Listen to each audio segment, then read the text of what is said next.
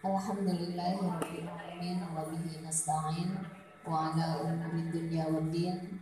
Assalatu wassalamu ala asrafil anbiya'i wal mursalin sayyidina wa maulana wa habibina wa syafi'ina Muhammadin sallallahu alaihi wasallam. Allahumma rabbi shrah li sadri wa yassir li amri wahlul 'uqdatam min lisani yafqahu qawli waj'al li waziran min ahli la haula wa la quwwata illa billahil aliyyil azim. Ibu yang saya sayangi, yang saya banggakan, yang insya Allah muliakan, mari kita memuja serta memuji Allah dengan pujian alhamdulillahilladzi bi ni'matihi tatimmus shalihat. Kemudian kita bersalawat kepada Rasulullah. Allahumma sholli wa sallim wa barik ala sayyidina Muhammadin wa ala alihi wa sahbihi ajmain, amma ba'du. Pada pagi hari ini kita akan meneruskan yang kemarin tentang siapa Al-Qais gitu ya. Al-Qais itu orang yang punya pendirian kokoh, tidak gampang goyah, tidak terombang-ambing, tidak kalau mendengar berita A langsung berubah, mendengar berita B berubah lagi. Kemarin udah yakin, enggak saya yakin ini, ada lagi berita dari teman datang, berubah lagi, beda lagi, print plan. Kalau orang yang kokoh itu nggak primbang. Enggak, kalau saya punya prinsip begini. Orang ngomong sekampung kayak gitu juga, tahu nggak Bu ini? Gitu. Kemarin kita udah yakin dia orang yang baik. Ada lagi berita dari, iya ya kayak gitu. Saya nggak nyangka ya. Tuh biasanya begitu. Orang pelin-pelan tuh begitu. Harusnya kita kalau udah tahu dia baik, dia udah tahu begini-begini, jangan dulu percaya omongan yang datang yang baru gitu.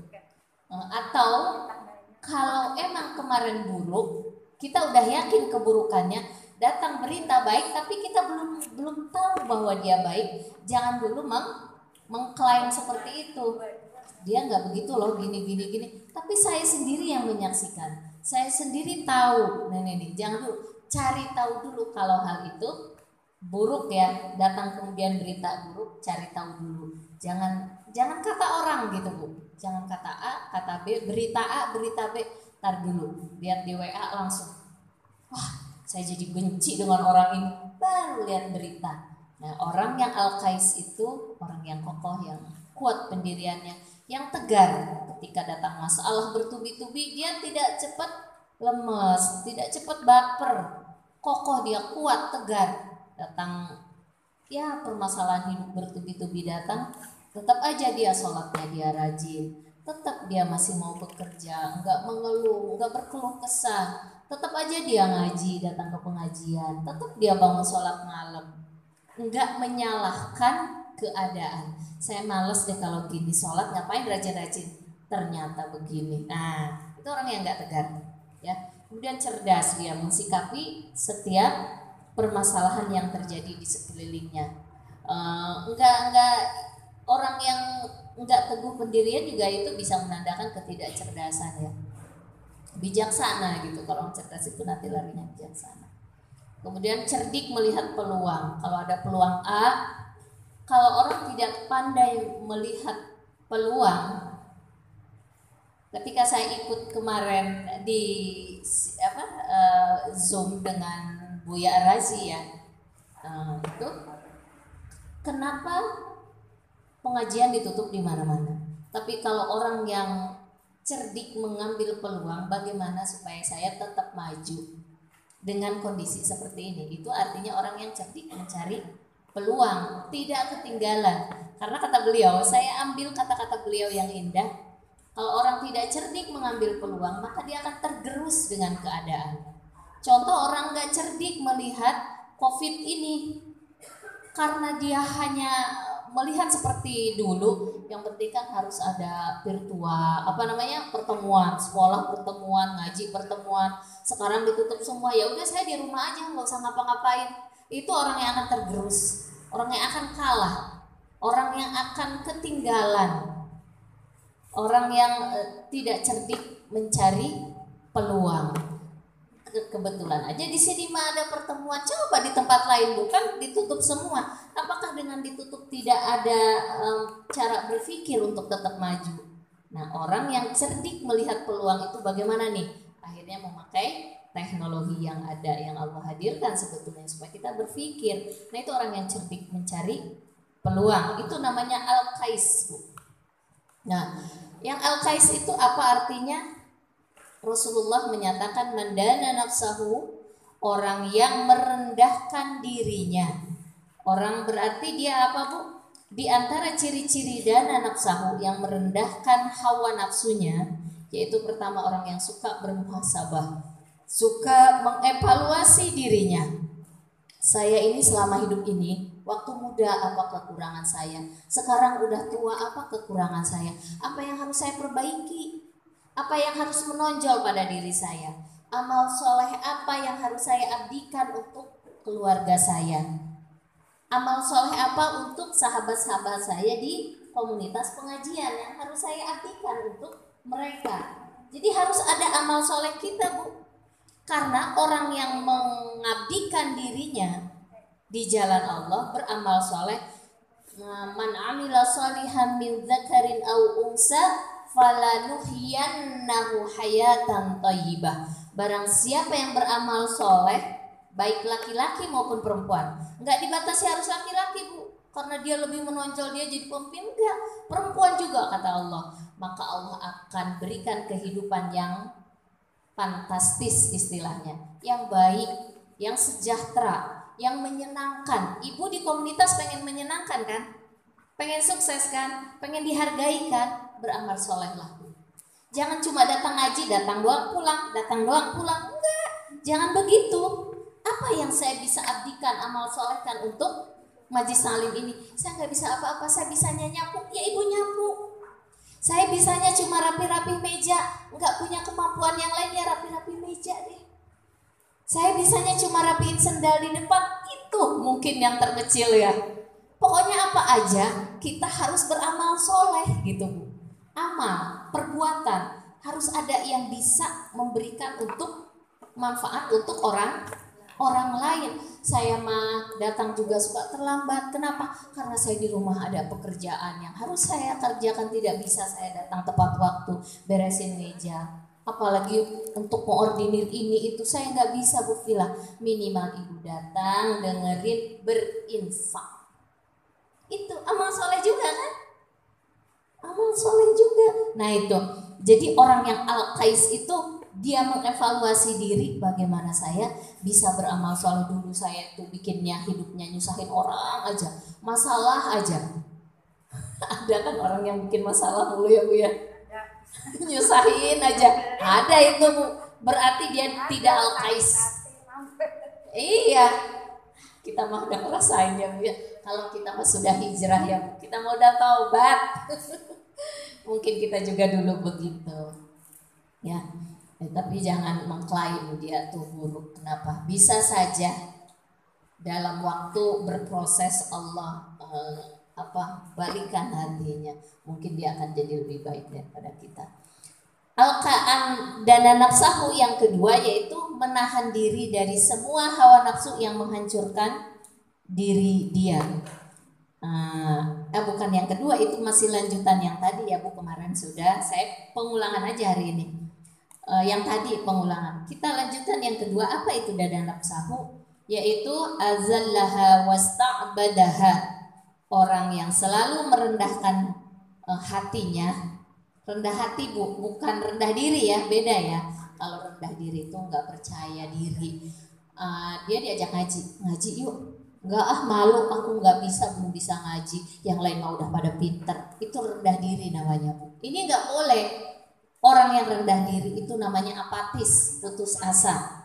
Itu dosa besar. Kenapa? Kata Allah, wala tayasu mir rahmatillah. Jangan berputus asa dari rahmat Allah. Kamu sekarang belum bisa ngaji, kalau kamu belajar nanti bisa.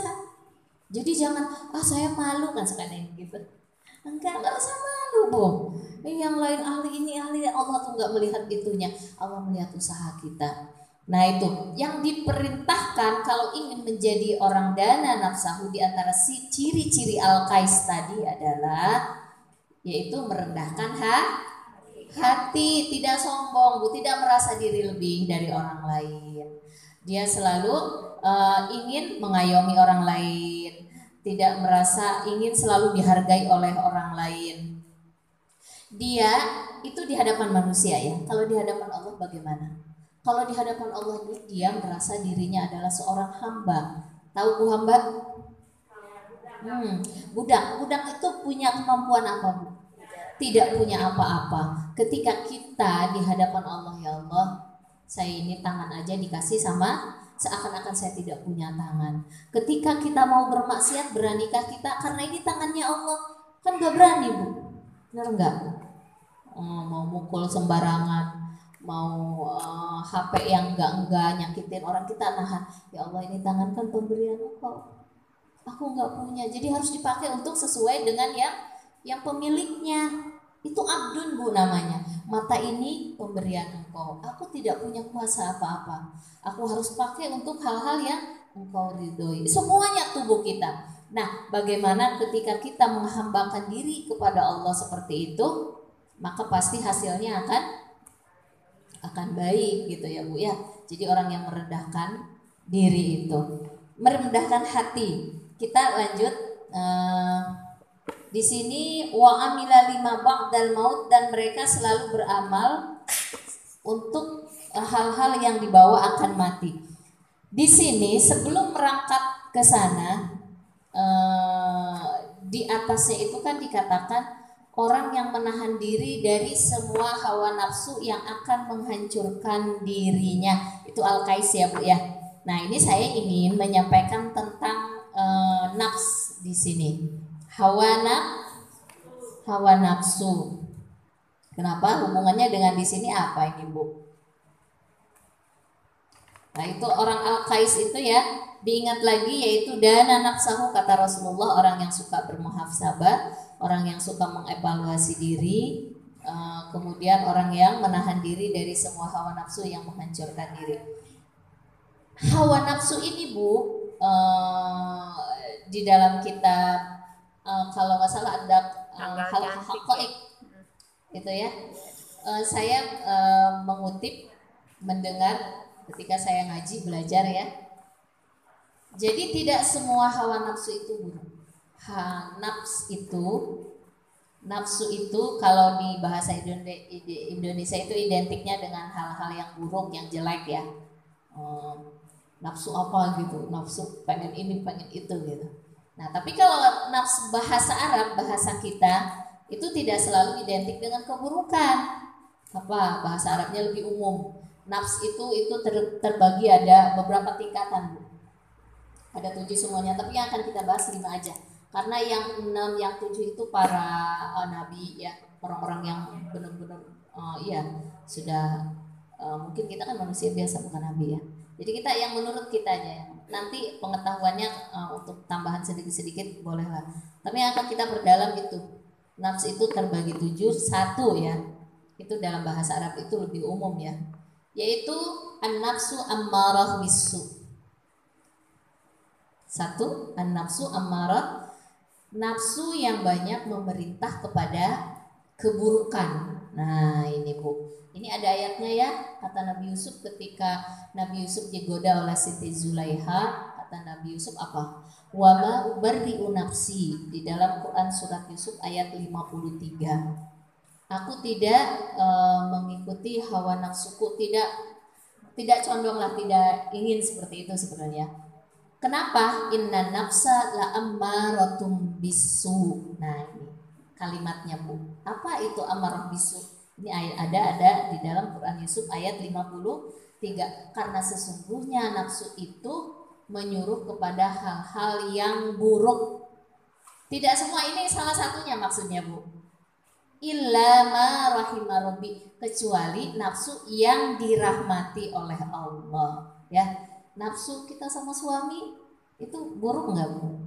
Enggak, itu yang dirahmati maksudnya oleh Allah. Nafsu makan enggak ya, itu juga dirahmati oleh banyak nafsu-nafsu illa ma rahimah rabbi. Nafsu rizki dapat semuanya dari Allah. Jadi intinya sebetulnya kita nggak punya apa-apa Bu. Yang illa ma rahimah rabbi itulah yang memasukkan kita ke dalam surga. Kalau itu dijadikan ibadah oleh kita. Ya, yang ini maksudnya, yang nafsu yang pertama ini adalah nafsu yang selalu memerintah kepada keburukan. Apa saja keburukan itu? Nah, ini kita harus tahu Bu. Nafsu yang ada pada diri kita itu ada 7 nih. Satu ini. Yang satu ini pun nanti ulama mengklasifikasikannya. Apa aja itu nafsu ammarah bisu? Yang pertama mengikuti hawa nafsu yang rendah aja, yang merusak, zina, apalah segala macam ya, hamar dan sebagainya. Kita enggak lah ya. Yang kedua nafsu ghadab. Nah, kalau ini mungkin kita nih kadang-kadang ghadab itu suka marah-marah Bu, sama suami marah, suka kesel ya Bu ya, apalagi kalau suami tiduran mulu. Kamu nih suami enggak ada gunanya, segalanya, bahasanya kasar gitu Bu ya. Kemudian nafsu marah-marah sama anak, kesel sama suami marahnya sama anak, ini nafsu amarah Bu. Kesel sama anak marahnya sama dibalik lah suami, atau suami pun begitu. Nah, jadi kalau jadi ini nafsu yang diantara nafsu amarah bisu ya, suka marah-marah sama supir, tiba-tiba ngomongnya nyelekitin lah gitu. Nah, itu kan marah-marah gitu kan. Nafsu yang ketiga nafsu hasad. Hasad itu artinya dia itu Bu, berburuk sangka kepada Allah, menyangka rizkinya itu diambil oleh orang lain. Itu hasad Bu. Dengki. Jadi dia itu nggak puas, protes dengan apa yang sudah diatur oleh Allah. Dari dulu kok saya ngontrak terus, teman tetangga yang ngontrak beli rumah, panas nggak Bu? Ada yang panas ya, buru-buru beli panadol dia. Tetangganya beli rumah dia, tetangganya nambah kontrakan. Nah, artinya apa? Berarti dia berburuk sangka kepada Allah, bahwa Allah itu salah memberikan rizki kepada orang itu, harusnya kepada itu iya. Tapi kadang-kadang kita suka ada perasaan seperti itu Bu. Nah, itu berarti dia masih ada hasad di dalam. Kalau dia hasad kepada lingkungan keluarga, yang akan rusak keluarganya. Kalau hasadnya bukan dipendam, dikeluarkan. Nah, dia hasad nih di rumah nih, hasad nih dengan, kadang kan ada orang tua hasad sama anak juga, maka rusak satu keluarga. Kalau kita hasad dengan keluarga terdekat kita, maka keluarga terdekat kita itu satu keluarga akan rusak. Itu hasad itu emang Bu, bahaya. Maka kata Allah di dalam surat Al-Falaq ya, wa min syarri hasidin idza hasad, dan dari keburukan dengki apabila orang itu mendengki. Artinya apa? Dengki itu ada pada setiap manusia, tapi tidak semua manusia mengeluarkan kedengkiannya. Yang akan merusak itu kalau kedengkian itu, hasad itu kita keluarkan, kita praktekkan gitu. Kita benci nih sama saudara kita. Datangin si Anu, diprovokasi si Anu. Tahu nggak si Anu begini? Dirusak dia. Datang ke sini, datang ke ibunya. Wah, rusak itu. Sekeluarga yang rusak kenapa? Terprovokasi sama karena hasadnya dia. Apalagi yang dihasadi. Rusak satu keluarga. Kalau ada orang hasad dengan satu lingkungan, maka satu lingkungan itu akan rusak semua Bu. Tuh hasad itu merusak. Makanya dia disebut nafsu ammarah bisu. Yang rusak itu kalau hasadnya dikeluarkan Bu. Itu jadi kalau kita punya hasad dengki Bu, coba kita minta sama Allah, ya Allah, ada penyakit dengki di dalam hati saya ya Allah, angkat ya Allah. Ampuni ya Allah hasad saya, akui di hadapan Allah. Nanti Allah akan angkat. Karena kalau tidak, itu akan mendem di sini, sebel terus sama orang itu, sebel terus sama kepala daerah itu. Kita dengki sama lurah contohnya ya, atau orang-orang pegawai kelurahan.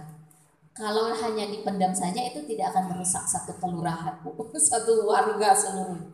Tapi kalau kita keluar ngomong di depan jamaah, saya ini nggak puas dengan kinerja, dengki kan, kesel, sebel dan sebagainya. Ngomong lagi di mana, itu satu daerah itu akan rusak. Kenapa Indonesia ini bobrok? Karena banyak pendengki. Kalau dia dengki dengan bupati, dengki dengan camat, dengki dengan presiden, saya emang nggak puas dengan kerja, gitu. Tapi dengki. Harusnya bagaimana yang baik itu? Emang bupati kita ini belum sempurna kinerjanya, masih banyak kekurangan di sana sini. Yang lebih baik kita doain aja deh. Semoga lebih baik lagi. Kalau lebih baik kan ekonominya lebih baik, infrastrukturnya lebih baik, pegawainya semua, maka masyarakat rakyatnya pun akan lebih baik kan. Itu kalau doa seperti itu lebih baik daripada menghujat ya, betul nggak Bu?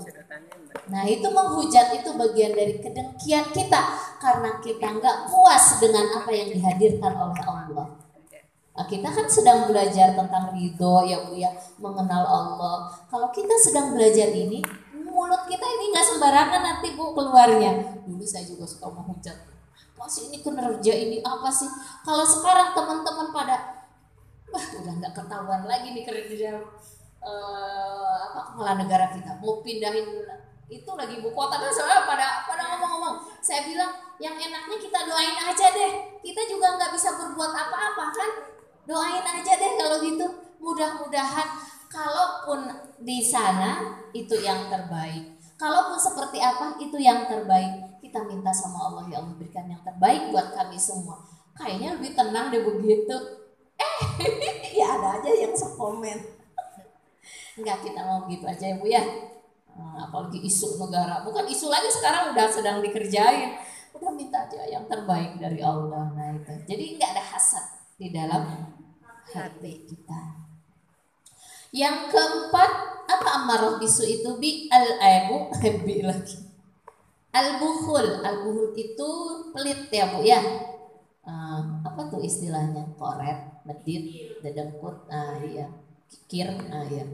Kenapa? Karena dia beranggapan yang dia dapat. Nah itu biasanya orang bukhul itu, orang pelit itu Bu. Kenapa dia nggak mau ngeluarin? Susah gitu. Karena dia beranggapan yang dia miliki itu adalah hasil kerjanya dia, hasil usahanya dia, itu adalah miliknya dia. Coba kalau dia beranggapan apa yang didapat dari dia adalah rezeki pemberian dari Allah, berani gak dia ngeluarin Bu? Kalau ini tuh rezeki Allah, kemudian Allah nyuruh keluarkan, mudah nggak dia? Mudah. Dan orang yang paling yakin kepada Allah, maka dia akan paling rajin, paling banyak, paling mudah untuk berinfak dan bersedekah. Kenapa? Karena faktor keyakinannya itu. Nah, makin dia merasa ini kan jerih payah saya, capek dari pagi sampai saya punya keinginan begini begitu. Nah, itu paling susah untuk mengeluarkan infak, sedekah, bantu. Untuk yang wajibnya saja orang bukhul mah susah ngeluarinnya. Apalagi yang sunnahnya. Yang wajibnya kan zakat. Kalau zakat sih mungkin ya itu pun susah mereka ngeluarin, berat gitu Bu. Mungkin setahun sekali. Infaknya, sedekahnya yang hariannya ada harusnya, yang mingguannya ada, yang bulanannya ada. Itu harusnya kelihatan dari orang-orang yang yakin dan yang bisa menahan nafsu ammarah. Nah itu indikasinya ini Bu, orang bisa menahan nafsu ammarah itu. Jadi kenapa?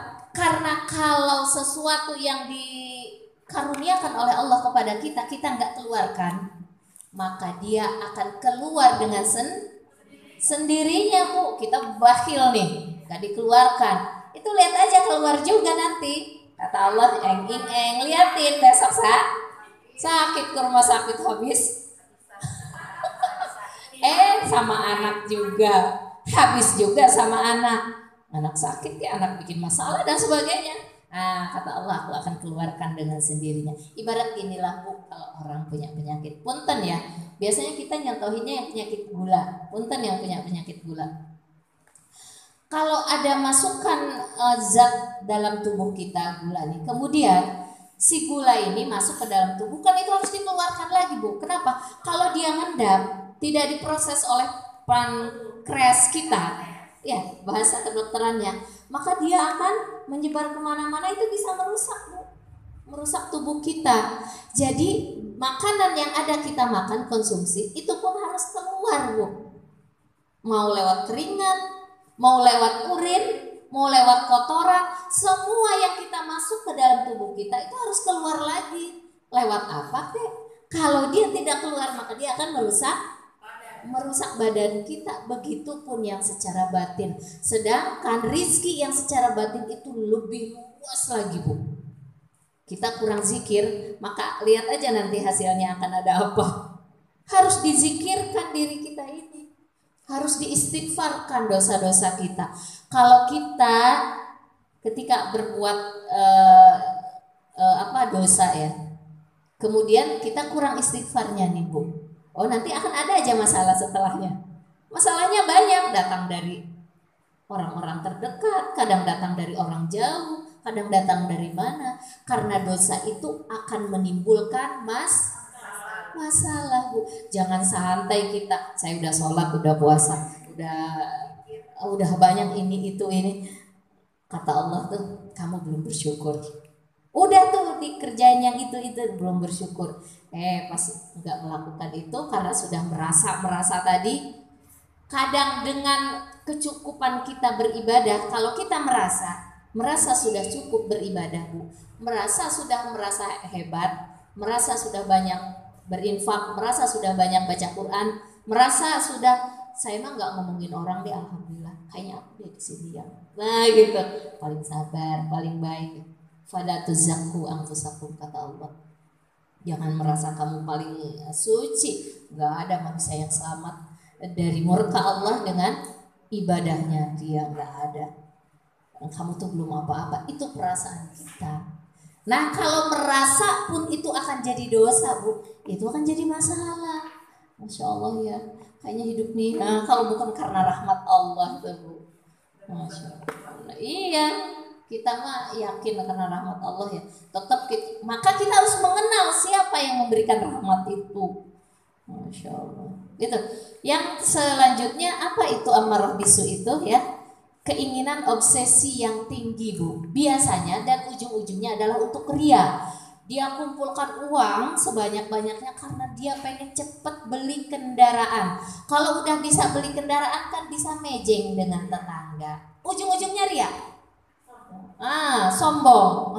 Saya tuh sakit hati ya sama saudara, kemarin saya mau numpang gak boleh sama dia. Saya tuh harus punya nanti, punya cita-cita di kumpulan nih uang. Kemudian dia beli, nih lihat saya sudah ada. Atau yang lain Bu, bukan hanya itu aja. Pokoknya kita punya obsesi pingin beli baju yang bagus. Di teman-teman jamaah nggak ada yang punya nih kayak model saya. Saya pengen punya kayak ini, jilbabnya juga kayak ini. Ujung-ujungnya ini adalah nafsu ammarah bisu. Ujung-ujungnya itu. Nanti cari-cari aja kejelekan-kejelekan itu apa aja selain ini ya Bu ya. Nah itu nanti kita supaya terhindar dari. Jadi ketika seseorang masih menyimpan nafsu-nafsu ammarah bisu tadi, belum bisa menghindarinya, belum bisa menolaknya dan sebagainya, jangan-jangan kita di lingkup itu gitu. Nanti kita akan bisa mengetahui saya di lingkupannya yang mana. Yang kedua, nafsul lawamah. Nafs itu Bu, tadi kan ammarah bisu, nyuruhnya yang buruk-buruk aja tuh Bu. Nah itu nafsu tadi. Yang nomor dua, an-nafsul lawamah. Nah ini tuh apa sih nafsu al-lawamah itu? Orang yang selalu mencela dirinya, mencela. Ya Allah, kenapa ya kemarin? Nah dia, kenapa ya kemarin saya tidak melakukan ini? Selalu mencela dirinya, tapi juga kadang mencela orang, menyalahkan orang. Dia kadang menyalahkan dirinya sendiri, kadang menyalahkan orang lain. Itulah sifat manusia. Maka Allah bersumpah di dalam Al-Quran, la uqsimu bin nafsil lawamah. Tidaklah aku bersumpah, kata Allah, dengan nafsu, dengan hal-hal yang manusia suka menyalahkan dirinya, suka menyalahkan orang lain. Kalau ada manusia itu nanti katanya Bu, ketika orang masuk surga pun dia akan nyesel. Ada orang masuk surga nyesel? Ada. Makanya ayatnya ini, manusia itu akan menyesal. Menyesal ketika dia masuk surga, apalagi ketika dia masuk neraka, lebih menyesal lagi. Ketika dia masuk surga, ya Allah, kenapa ya dulu saya kayaknya kebanyakan buka HP deh. Coba kalau saya banyak zikir. Nah gitu. Ketika udah masuk surga Bu, coba saya kalau banyak zikir ya Allah, saya nyesal dulu ya Allah gitu.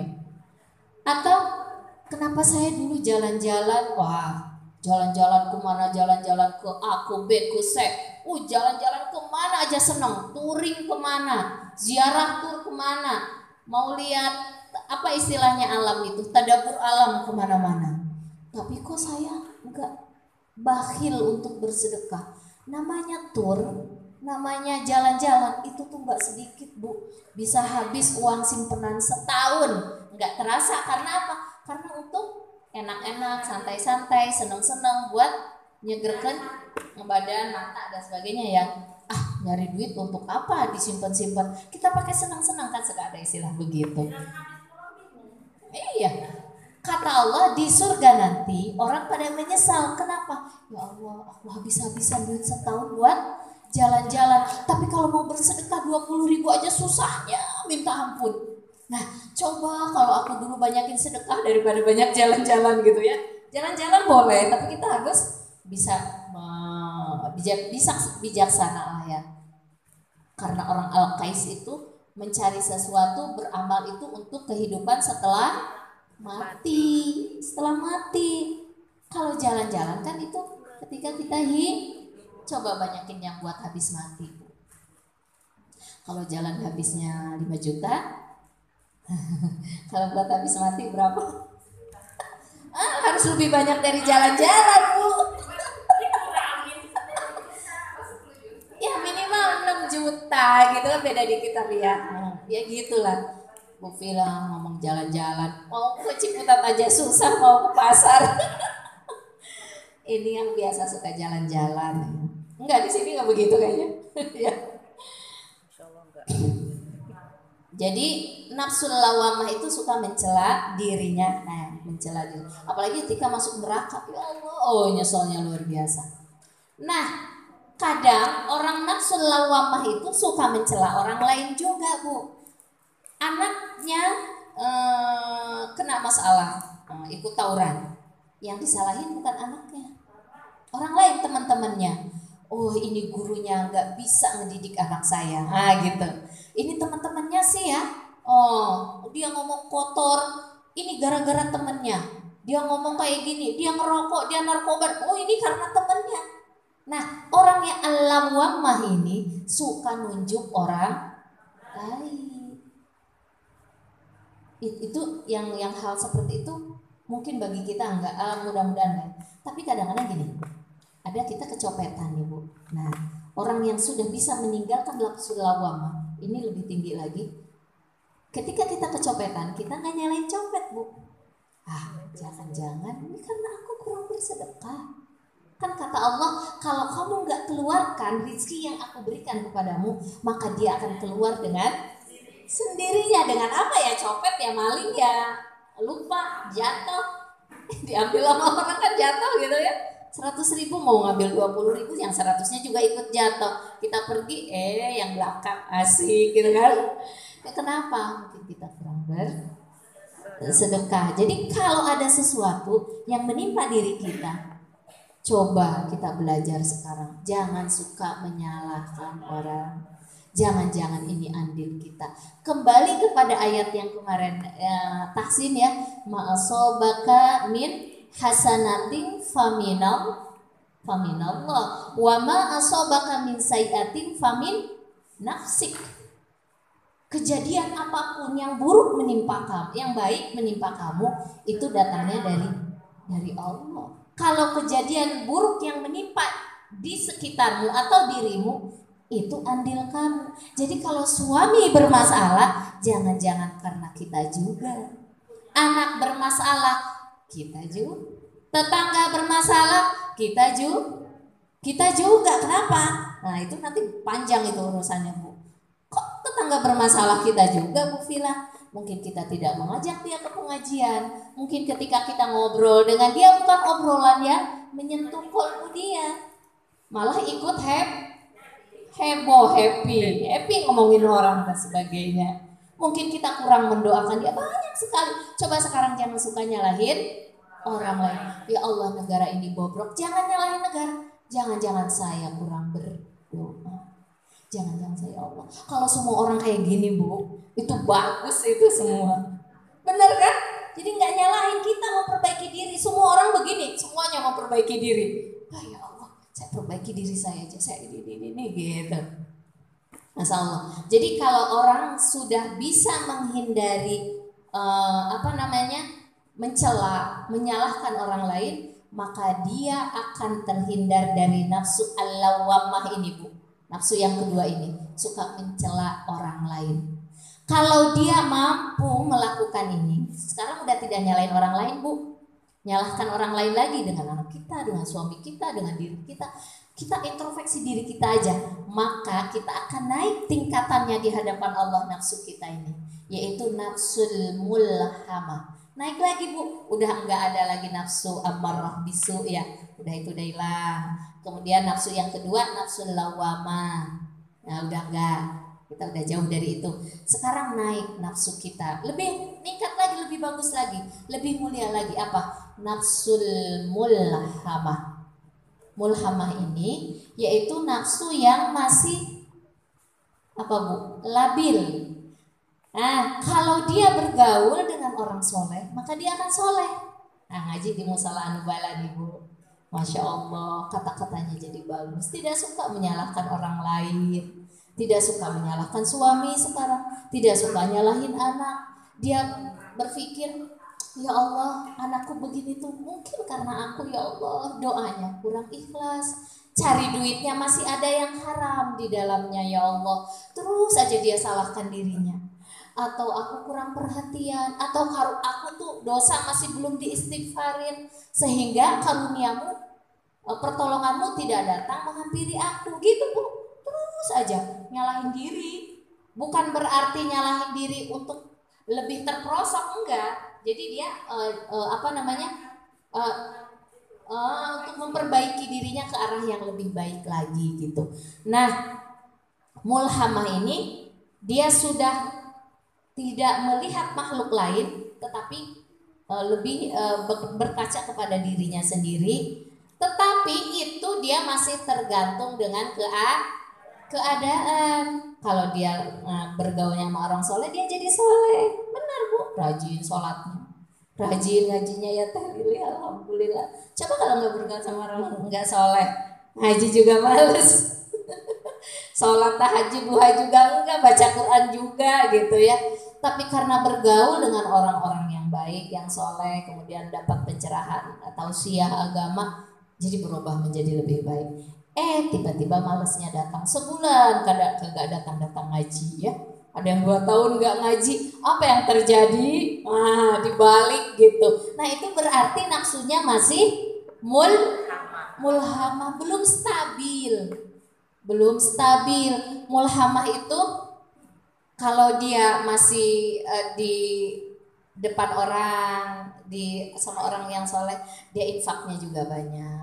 Tapi kalau di belakang kagak. Nah itu masih beda antara depan dengan masih perjuangannya ini masih berat ya. Ini mulhamah Bu, mulhamah gitu, belum stabil, masih labil. Kalau anak kita itu anak-anak yang masih SMP ya, itu masih labil Bu, mencari jati diri kan istilah ilmu psikologi itu, mencari jati diri. Maka kadang-kadang sama orang tuanya juga dia musuhan karena tidak sesuai dengan keinginannya dia, tidak orang tua tidak memberikan cermin, teladan dan sebagainya gitu ya.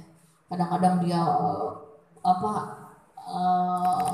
terbalik itu apa namanya, arogan, protes dan sebagainya gitu. Nah, mau masuk perguruan tinggi baru dia sudah biasanya lebih stabil ya, sesuai dengan perjalanan umur anak itu. Nah itu yang keempat. Nah kalau dia sudah bisa stabil Bu, nih udah bergaul dengan orang soleh, sudah istiqomah sholatnya, sudah istiqomah jaga lisannya. Tadinya belum tuh, masih labil ya, naik sedikit-sedikit agak stabil, udah enggak begitu suka ngeriung-riung yang menjauhkan kita kepada Allah ya. Senangnya yang baik-baik, senang dulu nggak senang nengok orang yang sakit, nggak senang, males gitu. Sekarang mah saya harus gitu. Dulu kurang begitu senang kalau ngumpul dengan orang-orang yang soleh, apaan sih sok suci dan sebagainya. Sekarang dibalik. Kalau itu yang dominan, kalau itu yang dominan, maka dia akan naik tingkatannya menjadi nafsul mutmainnah, nafsu yang sudah stabil, tenang Bu. Tapi di sini juga masih bisa diuji oleh Allah Bu. Nafsul mutmainnah itu kan ada di dalam Al-Qur'an ya Bu ya. Surat apa ya Bu Arab? Ya ayyatuhan nafsul mutmainnah irji'i. Al-Fajr ayat hampir akhir ya. Iya. Irji'i ila rabbiki radiyatan mardiyah fadkhuli fi ibadi wadkhuli jannati. Jadi kalau orang udah nafsunya mutmainnah Bu, mutmainnah nih, udah bagus naik ke atas, bisa aja dia jatuh lagi ke mulhamah tadi, tidak stabil lagi. Tapi kalau dia pertahankan, udah dipertahankan, nanti akan naik lagi Bu. Jadi dalam proses tersebut bisa jatuh lagi, bisa naik ke atas, naik lagi tingkatannya. Nah yang diinginkan oleh Allah ini, coba kamu sampai nafsul mutmainnah. Kalau untuk mengukurnya begini deh Bu, kalau kita di depan teman kita, kalau kita ibadah apa aja, sama enggak dengan di belakang dia gitu. Di depan suami dengan di belakang suami sama enggak kita? Nah gitu. Iya, kalau dalam hal kebaikan ya. Kalau kita sama melakukan itu bagus, itu salah satu ciri. Jadi mutmainah itu dia sudah tidak ada pengaruh yang membuat dia goyang.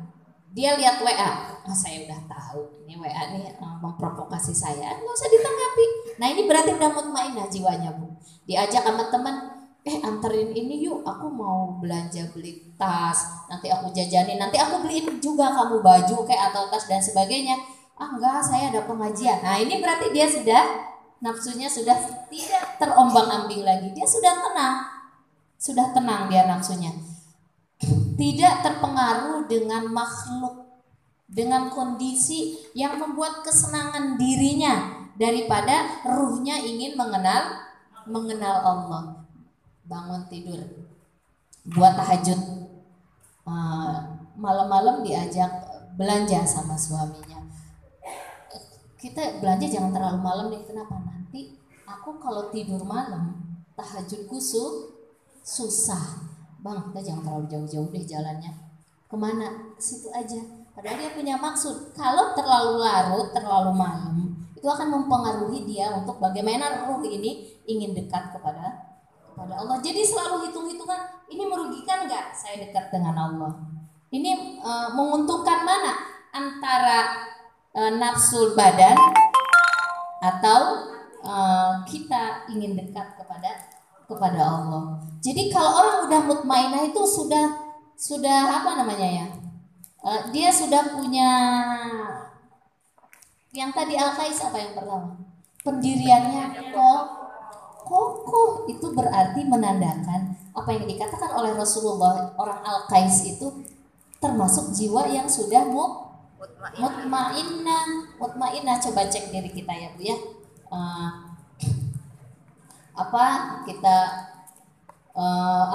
Kemudian kata para ulama, bagaimana untuk menuju nafsul mutmainnah ini secara cepat, mudah gitu kan. Kalau yang dari nafsul ammarah bisu langsung melejit ke nafsul mutmainnah, bagaimana caranya? Tidak melalui proses 2-3 proses yang tadi itu katanya, yaitu dengan banyak berzikir kepada Allah. Ala bizikrillahi tatmainnul. Jadi diambil dari tatmainnul qulub. Bagaimana kita supaya tidak cepat goyah pendirian kita, supaya kita tetap tenang dalam mensikapi setiap persoalan itu. Maka kata para ulama, banyak berzikir kepada Allah. Jadi usahakan habis sholat kita zikir. Zikirnya yang banyak Bu, jangan yang sedikit. Lagi duduk kita juga zikir. Bangun tengah malam berusaha bangun. Kenapa? Karena di situ kita akan berzikir kepada Allah dengan cara sholat juga zikir kan? Sholat kemudian baca Quran, kemudian zikir-zikir yang lain. Nah ini akan cepat mencapai nafsul mutmainnah. Kalau sudah mencapai nafsul mutmainnah secara stabil, maka kita akan meridhoi segala apa yang sudah dihadirkan kepada diri kita. Itu tandanya Bu. Nanti naik lagi makomnya ridho. Jadi kalau udah orang nafsulnya mutmainnah, tenang, tiba-tiba datang masalah gitu kan. Kan masalah itu biasanya datang tiba-tiba ya Bu. Enggak diminta kan? Enggak juga diundang gitu. Atau diomongin dulu sama orang. Kamu mau nggak saya kasih masalah? Kan nggak begitu. Tiba-tiba aja dia datang. Kalau orang sudah punya jiwa mutmainnah, ya Allah, ini pasti ada kebaikan di balik ini. Saya tidak boleh langsung putus asa atau marah-marah atau apa Bu, sedih gitu ya. Dipahami dulu ya Allah. Nah gitu. Itu pasti ketika mensikapi masalah tersebut kita tenang ya Bu ya. Kenapa orang tenang? Kenapa orang sabar? Karena dia ridho dengan apa yang terjadi. Ya Allah, ini pasti ada kebaikan di dalamnya. Ya Allah, ini pasti ada maksud yang Kau hadirkan buat hamba. Ini pasti saya juga punya andil keburukannya. Itu kalau kita menyalahkan diri kita, itu sikap kita itu tidak akan temperamen kepada orang lain. Masa nyalahin diri? Apa sih kamu, ini kesalahan saya, kan gak begitu. Tapi yang suka nyolot itu karena kita nyalahin mereka.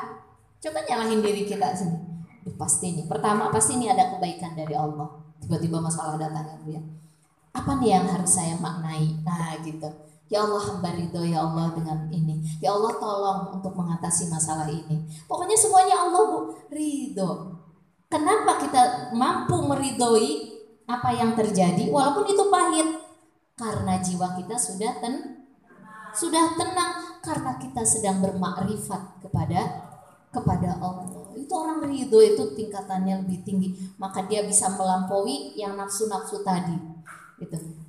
Nanti mudah-mudahan kita bisa lanjutkan besok ya Bu ya, karena sudah jam 11:04.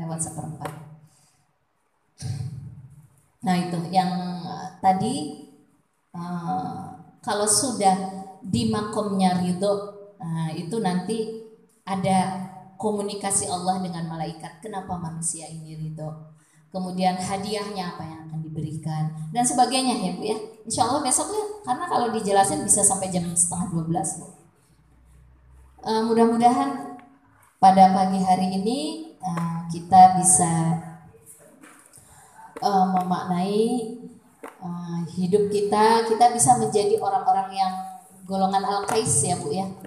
Nanti sebetulnya intinya kalau Al-Qais itu orang yang derajatnya itu udah makamnya ridho.